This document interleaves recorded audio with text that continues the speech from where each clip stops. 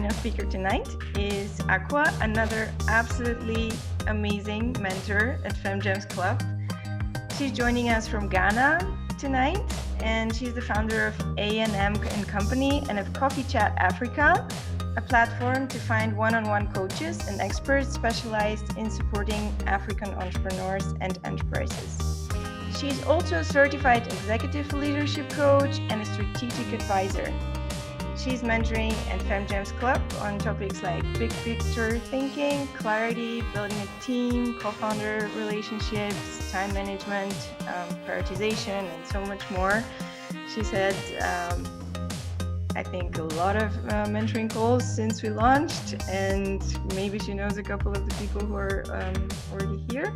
So I'm really excited to hear her story and her talk tonight, and I welcome her on the digital stage. Thank you. Thank you. Yeah, thank you so much for this. Super excited to have the opportunity to speak to all of you. Where to begin? So I do have some written statements, but I really actually love doing really engaging presentations for two reasons. First, it slows me down because I can speak like the speed of light. So I love asking questions. And I love getting people's feedback. So if people are okay with that, I'd love to see a thumbs up. I'll love to sort of ask questions, and then maybe you can use the chat box to make it easy. Yeah, so some thumbs up. Thank you very much for that. And the second reason is just because I like to know things are resonating. I have a really hard time speaking at people. So yeah, I'd really just appreciate some feedback. So maybe I'll start off by introducing myself a little bit. I typically like to start actually by spelling out my name. So it's Akua. My father, who is Ghanaian, says Ikria. My mom is American. She typically says Akua. And for the last 5 years, I've been living in places where they typically call me Akua. I'm not super picky about it, but I think it's also a great way just to let you guys know that I've had the opportunity to live and work in lots of different environments. And my background actually is building teams in places I'm not necessarily from. So though I'm an executive and leadership coach now, most of my, I guess you can say, work experience or real work experience was working for a very non-corporate company. So I spent about 4 years working for Jumia, which at one point in time was a part of Rocket Internet. It's had many names: Africa Internet Holdings, Africa Internet Group, and now it's called Jumia. So I have experience building teams and also dismantling teams and online platforms. So what I'm going to speak to you today is sort of 3 things that I've learned through my time building these large teams, through becoming a leader, very reluctantly, I will say. I sort of found this opportunity just randomly, and he thought I'd do a good job at it. I thought he was crazy. I'm not going to lie. The recruiter who found me, I was like, my background actually is in city planning. And he was like, oh, you are interested in buildings. You can build an online real estate marketplace. And I was like, I don't know anything about online businesses. The only team I've ever run is a soccer team because I played a lot of sports, but I'll give it a try. And that's really what I did. So my inspiration really to become an executive coach comes from the struggles I had as a leader, comes from the fact that I felt incredibly alone. A lot of the people in the business at the time, we were all probably around the same age. So I joined when I was about 25. Maybe the oldest person at the time was maybe 35. And so it was a lot of the blind leading the blind. And so for me, the 3 things I'm going to share today are things I think are universal sort of truths, I think, to being a good leader. And so maybe another thing that would be helpful is maybe talking a little bit about the types of people that I tend to support. So I say that I support 3 types of leaders. The first I like to describe as the reluctant CEO. And so the reluctant CEO is typically sort of so focused on stereotypes and the status quo. They say things like, I should do this, I need to do this, I have to do this. They're very much stuck in this box of what's sort of expected of them and what they need to do. And if that's something that resonates, I'd love for you just maybe to type in the chat box, I'm a reluctant CEO. The second area I tend to support leaders on is what I like to describe as the overwhelmed business owner or the overwhelmed manager. So this person is sort of paralyzed because they're not sure who to please first. Should I, please my co-founder, my team, my investors? I don't know where to go. For some people, for me, actually, it's analysis paralysis. I have to read everything before I make a decision. For others, it might be sort of overwhelmed with perfectionism, or overwhelmed with, people pleasing. All right. So that's the second area of leaders that I tend to support. So if that's something that resonates, maybe you can type overwhelmed in the chat. And then the last leader that I tend to support is what I like to describe as the firefighting founder. This was me for most of my 4 years at Jumia. I very much just ran from one thing to the next, really not having any time to be strategic or to plan. And what I have found is that I definitely am one of those leaders at sort of any point in time, right? So when I go off the track or I'm not, being, mindful or strategic, I am either a reluctant leader, right? Where I maybe have imposter syndrome or think no one else can do it as well as I can, right? So that reluctant leader. I am an overwhelmed leader, or I'm a firefighting leader. So I'd love to hear from those of you who are on the call, which of those three resonates, or maybe recently, or the last week or so, which of those sort of comes up? Like I said, I think for all of us, yeah, they come up at different points, yeah.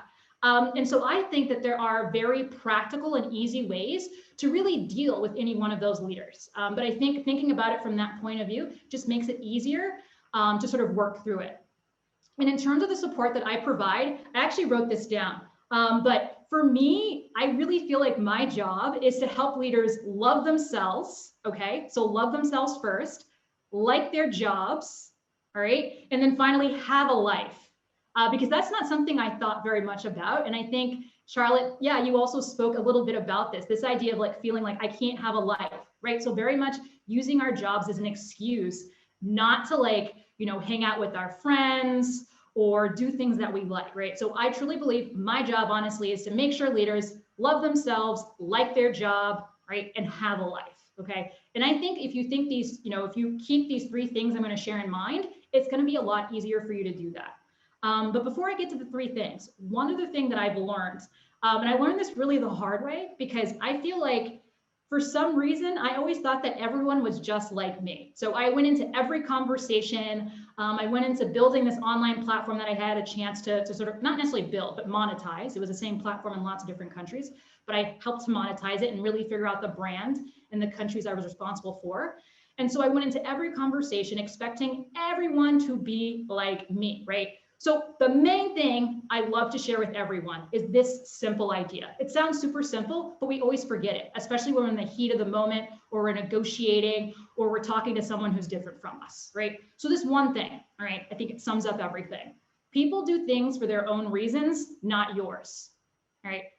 I know a lot of us are probably like, duh, that's super like obvious, but I don't know about you, I always forget it. And that's something that I always have to go back to, even now that I'm building my own business, right? So my own coaching consulting practice, I have to remember that people are doing things for their own reasons, not mine, right? And that impacts my branding, my marketing, how I show up, even when I do my facilitations, how I try and make it engaging. And sometimes we'll leverage things like statistics, even though those aren't necessarily things that motivate me, but other people hearing statistics, for them, that's something that will motivate them to actually do things, right? So keeping that in mind can really help you recognize that you do need to think about that person that you're trying to engage with or that partner. And I think it's the same in our personal and professional lives. There's so much overlap in my opinion. Okay, so the three things that you need to keep in mind to keep yourself motivated and also bring along others. The first is they aren't you, all right? And I'll explain these a little bit more in detail, all right? This is another thing that took me forever to get, right? The second thing is you don't know them, all right? And the last thing is they don't know what you want, all right? So let's jump into this first thing. They aren't you. And I'd love to start off with another quick question. We can maybe just do a raise of hands, or you can do maybe a 1 in the chat box if you feel like you know yourself. How self-aware do you think you are? Type a 1 if you think I am incredibly self-aware. I know myself. I know my strengths. I know my weaknesses. I'm good to go. Type a 1. All right. I'd love to see how people feel about this, whether or not they're self-aware. A 1. Okay. So I see one person with a 1. All right. So some people say they're self-aware. Great. All right. So here's a stat I got. Once again, I use stats not because they work with me, but because I've heard that for some people, it's very helpful for them to help shift their frame of mind. 95% of people think they're self-aware, but in reality, only 10 to 15% actually are, right? And I love using this stat, especially with people who are entrepreneurs, because the truth is our time is really limited, right? We don't have much time. And so it makes a lot of sense for us to really think about what are we good at, and whatever we're not good at, how can we find the right experts or the right team members to really complement us at the end of the day? Why else is remembering that, they aren't you, right, is important. It's also important because working with colleagues who aren't self-aware can cut a team's success in half. So only imagine if you're the team leader, the CEO, or the founder, and you aren't aware, right, and you have this impact on people, right, the negative impact that you can have on your business and ultimately your success. All right. So what is self-awareness? And I'm pretty sure everyone on here knows what it is, but I just want to reiterate it. I'm going to read it off. All right. Your ability to not only understand your strengths and weaknesses, but also to recognize your emotions and the effect they have on others. Once again, right, when you're starting off a business, especially a startup as an entrepreneur, a lot of what's going into what you're going to be doing, right, is passion, right? It's going to come from you, right? Your drive, your passion, your excitement, this vision that you have will come from you. And so it's really important that you recognize that your ability to move your team forward, right, really starts with you. And when you take the time to learn more about yourself, learn what makes you tick. I always love asking leaders, what are your triggers? And they're always like, what do you mean? But like, learn yourself, right? Learn what annoys you. Learn what's important to you. It's a lot easier for you to communicate that to others who are working with you, and others will tend to reciprocate, right? So when you're working in a really fast-paced environment and a really small group of people, having that intimate relationship, right? Having that vulnerability is going to be key for you to be able to hit your goals, okay? And I love leaving people with this particular question in terms of thinking about what is the appropriate amount of self-awareness I need to give, right? Because that's always a question I get. People are like, well, I don't want to share everything. You don't need to share everything. But the key question that you need to answer for people when you recognize that they aren't you, when you recognize that self-awareness is key, right? That key question is, what do people need to know about you to be able to successfully work with you, right? And what that question actually will bring up will be things like what triggers me, right? What annoys me, right? How I make decisions, or how I tend to make decisions, or actually it's more of how I think I make decisions, honestly, right? It's a perception thing, right? But that is really the key question you need to answer in terms of reminding yourself that they aren't you. And I actually will say this to myself when I'm engaging with someone who's new, right? Or if I'm engaging with someone and I'm annoyed, I'll be like, wait, they're not me, right? They don't make decisions like me, right? They don't have the same values as me necessarily. They don't even necessarily have the same KPIs, right? When I'm working with somebody on my team, my KPIs might look very different from their KPIs. So if I don't have that conversation with them, it's going to lead to a lot of friction, okay? Another thing to keep in mind is I think that there are 3 key ways to build this self-awareness. So 3 key ways to think about what do people need to know in order to successfully engage with me. That first is reflection, right? So for reflection, honestly, that's pretty cheap. It's easy. You can do it. I love doing it on a daily. You can do it on a weekly or even a monthly basis. But just taking the time to sit with yourself, ask yourself some questions, and really think about how are things going? What do I like? What do I dislike, right? What's going well? What would I change, right? Once again, it sounds super easy, but sometimes as entrepreneurs, we don't take the time or create the space for ourselves to do that, right? The second way to build your self-awareness, feedback, right? This is something that I used to be so scared of. And I've definitely gotten feedback that has made me cry. But I think that the way really to use feedback is really just as data to really decide how you want to spend your time, how you maybe want to prioritize. I used feedback to really think about how I wanted to put my day or even schedule my day out, right? There's so many different ways that you can leverage the data that you get from both feedback and reflection to move forward, right? And the last way, I think, to really build that self-awareness muscle, or to continue to build or be on that self-awareness journey, because the truth is we evolve constantly, is leveraging assessments, right? So you can find really simple, easy, quick, free assessments online. And I love leveraging those quick, easy assessments online to help people have conversations, right? Assessments are not meant to label you. They're meant to have conversations. A super simple one. Once again, I just love to see a hands. How many of you guys have heard of the 5 love languages or the love languages quiz? Yeah, a few guys, yeah. I love using that assessment. People think that I'm slightly cray for it, but the truth is that it can actually tell you so much about how you like to engage with others and what you want to receive in return, right? Imagine doing that 5 love languages with members of your team. I'm sure some of you have done it in your personal life, but you can do it with members of your team to actually help you engage better, right? And we're gonna get to that actual engage part. It's the second step in my 3-step process, right? But simple tools like that can really help you have a dialogue with yourself and with others. So you're able to engage a lot more effectively. All right.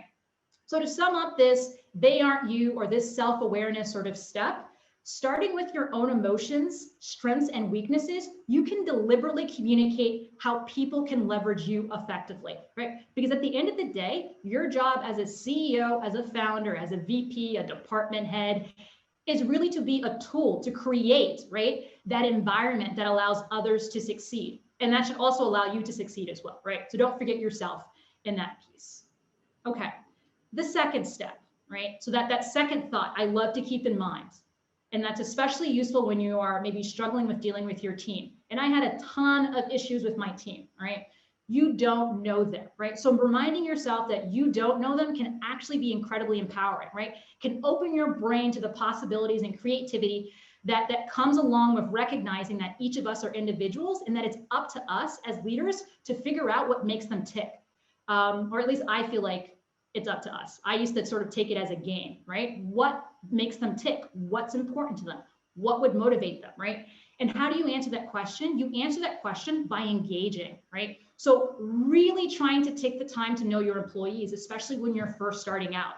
So I did this when I first started out. I think I maybe hired 3 people at the same time. And at the end of my tenure at Jumia, I probably was, my team really expanded and contracted. So at the smallest, maybe 3. At the biggest, I think I had over 100 people between 2 different countries.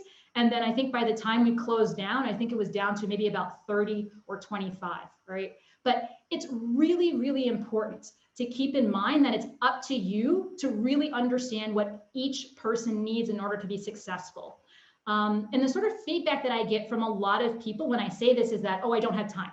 There's no time. And I'm sure some of you on here are probably thinking that as well. But the truth is, you need to make the time, because by putting in that little extra effort in the beginning, right, of trying to understand who these people are, right, what's important to them. Maybe you ask them, what are their personal aspirations? What are their personal aspirations, professional aspirations?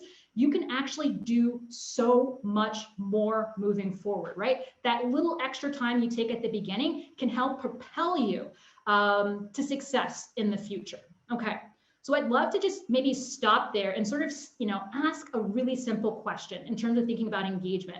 You who's on this call, what do you want in return for a job well done? And if you could type that in the chat, I'd really appreciate it, right? So what do you want in return for a job well done? So put yourself back maybe into an employee sort of, mindset. What did you want in return for a job well done? And I'm going to keep it super vague like that. Ooh, I love that one. Yes. Appreciation. Yes. Love. Great.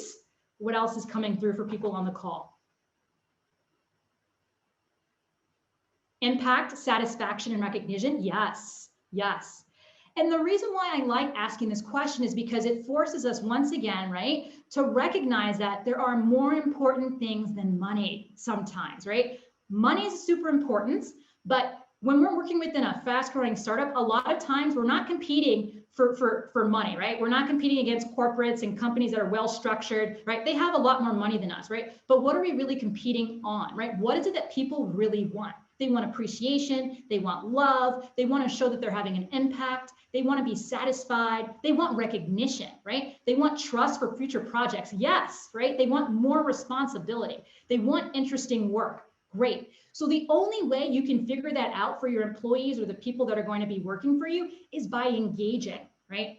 And recognizing that not only may each employee need a different message from you to be engaged and feel mobilized, but they might need to be recognized, right, and acknowledged in a different way. So starting with yourself and having that reflection for yourself of what else might be important to you beyond money is a great starting point. Leveraging assessments, right? So even doing, 5 love languages might also be a great way to understand how people want to be recognized, right, or appreciated, okay? So why do we do this? We engage because we can't build an empire on our own, right? Even me, I like to call myself a solo entrepreneur for the most part, but I leverage, right? Being part of communities like this, right? I leverage other contractors, right, to do my work as well. So it's really important that you take the time to engage, whether or not they're a direct report or, you know, a contractor, right? And it's really through engagement, we're going to start to build that relationship once again, so that propels you forward and that allows you to get to this last step. And this last step is they don't know what you want. So this last step is all about setting expectations. And once again, this is something that a lot of times as leaders, we think we do a really good job at, but we actually don't. And this is the reason why the first two steps are so important. That first step in building your self-awareness so you understand for yourself what's important to you, how you might be perceived, how you might be coming across, right, will help you set expectations differently. And then secondly, once you engage and you recognize what's important to that team member, right, you might also set expectations differently and incentives differently as well, right? So the question I'd love to ask everyone who's on here is, how do you communicate, you know, roles, tasks, expectations, right? How often do you actually give feedback, right? So just think about it. We don't actually need to type that in the chat because that's a bit of a bigger question. And for some of you, you might not even have teams. So if you don't have a team, think about it for yourself. How do you communicate to yourself what your roles are? How do you communicate to yourself what your expectations are, right? Even if you work for yourself, right? It's important that you're able to prioritize, right? It's important that you're able to keep yourself on track, right? How often do you give yourself feedbacks, you know, as well? Okay. So my suggestion when you're thinking about they don't know what you want, my suggestion when thinking about setting these expectations is that you should set as clear expectations as possible. And how you set those expectations is based on what you've learned through your own self-awareness, what you've learned through engaging, right? Give feedback as often as possible. And if you're a leader, you can also try and receive feedback as well. That's something I used to do, right? As a leader, how am I doing? Do you feel comfortable even giving me feedback, right? Might be a question that you even think about.